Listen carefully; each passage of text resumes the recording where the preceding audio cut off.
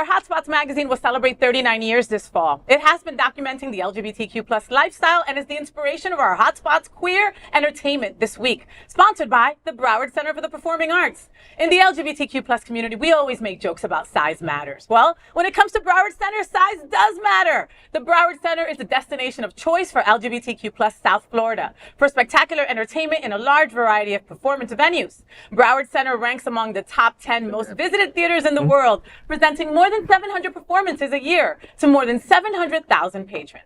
And Broward Center supports one of the world's largest gay communities of Fort Lauderdale, Broward County, and all of South Florida. They support that LGBTQ plus community and our nonprofits, unlike any theater in South Florida.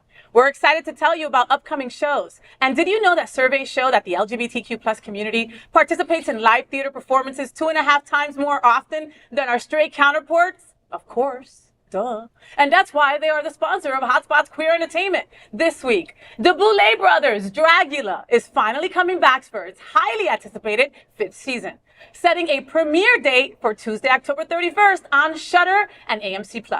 According to a press release, season 5 of the Boulet Brothers Dragula will feature a new state-of-the-art set and the most diverse cast in history. Furthermore, season 3 winner Landon Cider will now be featured as the first ever recurring judge on the show. That's so cool. Ooh. Special guest judges like Mike Flanagan, David Dastmalchian, Tannanarive Due, Kevin Smith, Jazmin Bean, and Matthew Lillard will also be featured this season.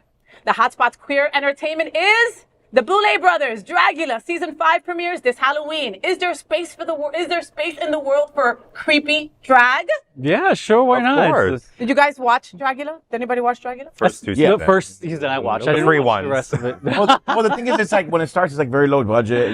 You're not really getting the RuPaul of it all. But we So don't it's hard have for people to RuPaul. stay connected. But for those alternative style drag enthusiasts, it's absolutely fabulous. They do weird shit like stick needles in their arms and all kinds of weird shit for you to kind of like cringe or eat bugs and all kinds of stuff. What? So it's like the Survivor or whatever. Of drag? It is Drag, the yeah. Survivor of drag. It's amazing. And, I watch it because I don't want the RuPaulism. I Yeah. want the drag creatures, the drag kings. You want the ugly. I want the gritty, the grime. I wouldn't say ugly because they No, I are wouldn't say beautiful and ugly, yeah. fascinating in their own way. But they do go to those extremes that make us go, oh, God. Yeah, Oh, cow. Oh, sorry. Yes. But, Gaga showed us that all monsters are beautiful, and then here what we see is the beauty that's in expression, the beauty that's in talent, the beauty that these folks have. That you realize, like, were you born with that? Like, how did that grow over time? How did you learn that? Did you put effort into that? And we see here that all humans are talented and amazing, and we can pour into that, and that art form can be amazing, and that whole community can be supported. I gotta say that I was one of those people that just loved pretty drag, right? I love pageant drag. I love pretty girl drag, And then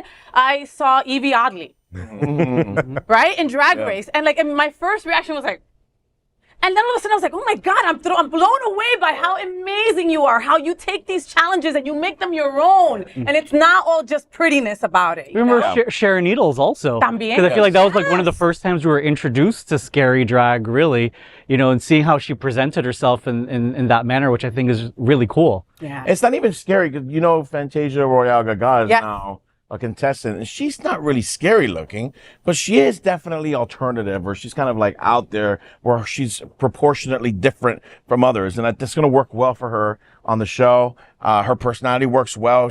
She's very outlandish. So those are the kind of personalities they want. There's a ton of people who've come out of RuPaul that try to go on Dragula, If I'm correct. Yeah. And they've succeeded and they've been on? No, they're not allowed to. because they're of their not. Contract, but they tried.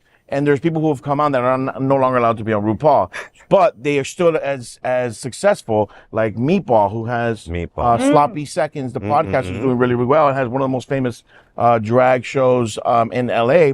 She was on the first season of Dragula. So there's a lot of success that have come out of it, but they need to get more of an audience here now. Well, and like they said, they've got more money now. So maybe the set's going to be better, Yes. the lighting will be better, so the storyline will be better. Yeah. And so, but it's also giving that platform. Like Meatball had that wonderful Gary that Santos video where Yes. he did, so giving these people that platform that they may never ever get is what I see this as I'm doing, that we may never pay attention to it because we're so used to one set of drag. But what we're now being exposed to is that drag and the art itself is beautiful. Yes. And then we need to open our eyes and unlearn those kind of things that society says women or people have to look at this as being beautiful in a certain way. And so I think that we have to applaud that and welcome that. Does Dragula have longevity? Do you think it'll be around like RuPaul's Drag Race season 843? I mean, season 5 seems to be like a good sign of that. good number. Yeah. So, How much you know, money does Al have? The Al has to invest. That might be the better question. You know, how much money Season does he have? 6 sponsored by if they can make it to 5, they can make it to 10. Yes. You're right. All right.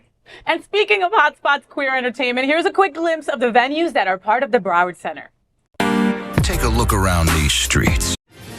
The Broward Center for the Performing Arts, Parker Playhouse, Aventura Arts and Cultural Center, Rose and Alfred Miniachi Performing Arts Center.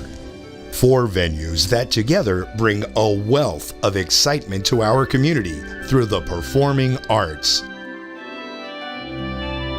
The Broward Center for the Performing Arts is the center for world-class live entertainment, arts education, special events, dining, and more.